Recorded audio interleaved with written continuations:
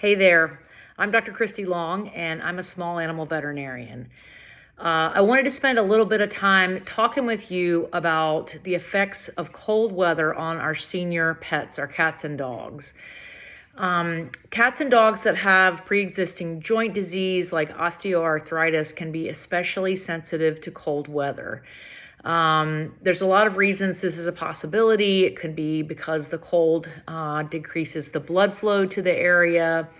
Tendons and ligaments and muscles tend to be a little bit tighter in cold weather.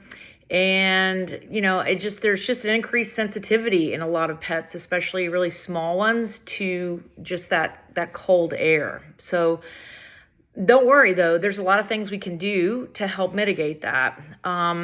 First of all, what you want to do is partner with your veterinarian to find out, is this truly arthritis? And your veterinarian can do a physical exam and likely also recommend some x-rays to diagnose the joint disease itself. Because once we know exactly what we're dealing with, then we can move on to choosing the appropriate treatments that'll help your pet feel better.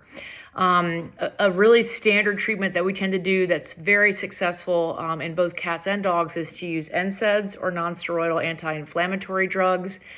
There are several choices for those that your veterinarian can guide you to. Dogs have certain pain relievers, cats have certain pain relievers.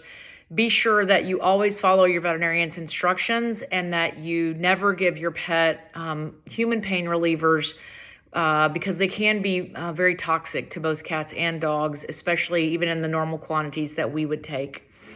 There are also some interesting medications. There's a medication called Adequan that can be used in both dogs and cats. Adequan is an injectable medication. It's usually given once a week over 4 weeks, and then again every month after that. It can help provide extra lubrication of the joints and increase the building blocks of cartilage. So this is a really highly effective treatment for a lot of pets as well.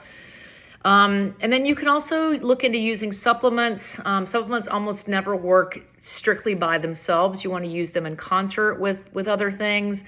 Glucosamine and chondroitin can have some success in pets.